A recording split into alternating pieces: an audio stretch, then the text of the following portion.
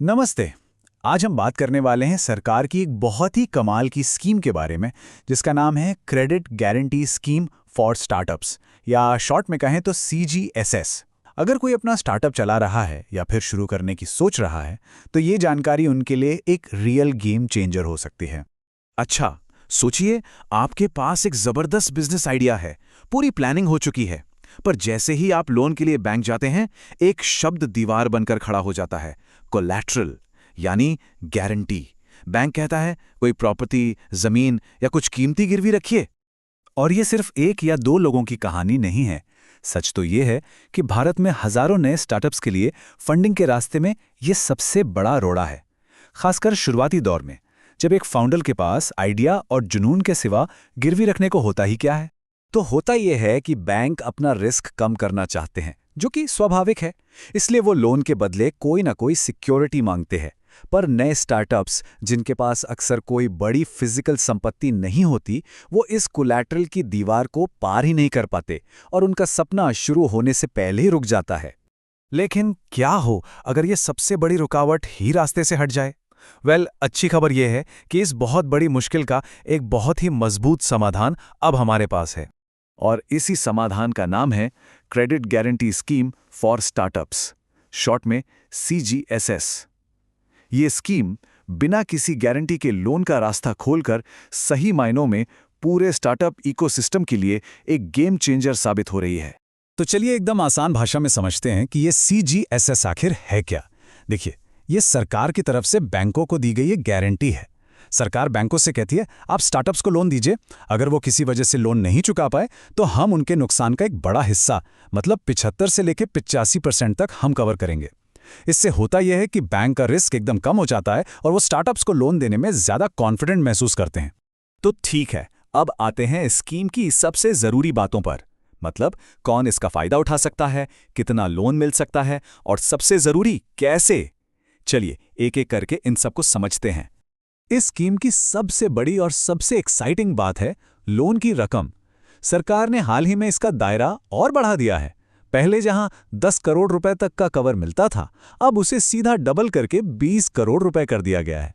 सोचिए, ये उन स्टार्टअप्स के लिए कितनी बड़ी बात है जो तेजी से अपने बिजनेस को स्केल करना चाहते हैं। और गारंटी कवर की बात करें तो अगर लोन 10 करोड़ रुपए तक का है, तो सरकार डिफॉल्ट की स्थिति में 85% तक की रकम कवर करती है। और अगर लोन 10 करोड़ से ज्यादा यानी 20 करोड़ तक का है, तो 75% का कवर मिलता है। ये बैंकों के लिए एक बहुत बड़ा सेफ्टी नेट है। अब आते हैं सबसे जरूरी सवाल पर कि कौन इस स्कीम के लिए एलिजिबल है। तो देखिए, इसकी 3 सीधी सादी शर्तें हैं। पहली और सबसे जरूरी, स्टार्टअप को DPIIT यानी department for promotion of industry and internal trade से मान्यता प्राप्त होना चाहिए। दूसरी, स्टार्टअप किसी भी बैंक का डिफॉल्टर नहीं होना चाहिए। और तीसरी, उसे NPA यानी नॉन परफॉर्मिंग एसेट के तौर पर क्लासिफाई न किया गया हो। यहां एक और बहुत बड़ा फायदा है। सरकार ने मेक इन इंडिया को बढ़ावा देने के लिए 27 चैंपियन सेक्टर्स की पहचान की है। अगर कोई स्टार्टअप इन खास सेक्टर्स में काम कर रहा है, तो उसके लिए जो एनुअल गारंटी फीस है, वो 2% से घटाकर सिर्फ 1% कर दी गई है। ये मैन्युफैक्चरिंग और इनोवेशन को एक सीधा बूस्ट देने वाला कदम है। तो अब जब हमें स्कीम की सारी खास बातें पता चल गई हैं, तो अगला सवाल ये है कि भाई ये लोन आखिर मिलता कैसे है। यहाँ एक बात गांठ बांध लीजिए, इसके लिए सीधे किसी सरकारी पोर्टल पर अप्लाई नहीं करना होता। ये पूरी की पूरी प्रोसेस बैंकों और दूसरे फाइनेंशियल इंस्टीट्यूशंस के जरिए ही चलती है। चलिए इस पूरी प्रोसेस को स्टेप बाय स्टेप समझते हैं।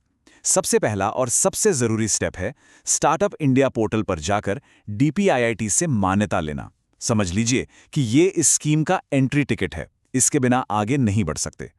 मान्यता मिलने के बाद किसी भी सदस्य बैंक, NBFC या AIF से कांटेक्ट करना है।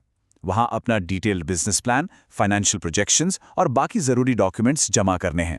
इसके बाद बैंक आपके प्रपोजल को देखेगा, परखेगा। अगर उन्हें सब कुछ सही लगा और लोन अप्रूव हो गया, तो बैंक खुद ही NCGTC यानी national credit guarantee trustee company को गारंटी कवर के लिए अप्लाई करेगा। और जैसे ही वहां से हरी झंडी मिलती है, लोन का पैसा सीधा आपके अकाउंट में। यहां एक और बात समझना बहुत जरूरी है। अक्सर लोग दो सरकारी स्कीम्स CGSS और CGTMSE में कंफ्यूज हो जाते हैं। दोनों ही गारंटी स्कीम्स हैं, पर दोनों के लाभार्थी और मकसद बिल्कुल अलग हैं।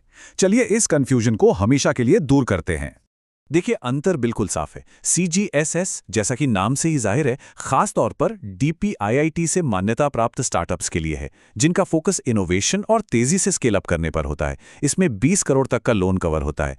दूसरी तरफ CGTMSC सूक्ष्म और लघु उद्योगों यानी MSMEs के लिए है। इसका मकसद बिजनेस सेट करने और उसे बढ़ाने के लिए फंडिंग देना है, और इसमें लोन की सीमा 2 करोड़ तक है। तो मूल अंतर है कि ये किसके लिए है, क्यों है और कितने तक का है। तो सवाल उठता है कि ये स्कीम आखिर इतनी जरूरी क्यों है? इसका हमारे भारतीय स्टार्टअप इकोसिस्टम पर क्या और कितना गहरा असर पड़ रहा है? देखिए, इसके फायदे एकदम साफ हैं। सबसे बड़ा फायदा है नो इक्विटी डाइल्यूशन, यानी फंडिंग के लिए फाउंडर्स को अपनी कंपनी की हिस्सेदारी यानी इक्विटी नहीं बेचनी पड़ती। कोलैटरल वाली सबसे बड़ी टेंशन खत्म हो जाती है। बैंकों से लोन अप्रूवल के चांस कई गुना बढ़ जाते हैं। और सबसे जरूरी, इनोवेशन और रिसर्च एंड डेवलपमेंट के लिए वो शुरुआती पूंजी मिल जाती है जो किसी भी स्टार्टअप को उड़ान भरने के लिए चाहिए। असल में ये स्कीम सिर्फ एक लोन नहीं है, बल्कि जैसा कि कहा गया है, ये स्कीम इंडियन स्टार्टअप्स को ग्लोबल लेवल पर compete करने के लिए फाइनेंशियल स्ट्रेंथ देती है। ये उन्हें उस बड़े मैदान में उतरने का हौसला और ताकत देती है, जहां पैसों की कमी उनके सपनों के आड़े न आए। तो ये सारी जानकारी सामने रखने के बाद एक सवाल खुद से पूछना बनता है।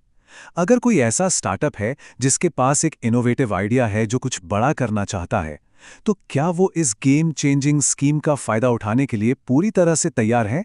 क्योंकि रास्ता अब खुल चुका है।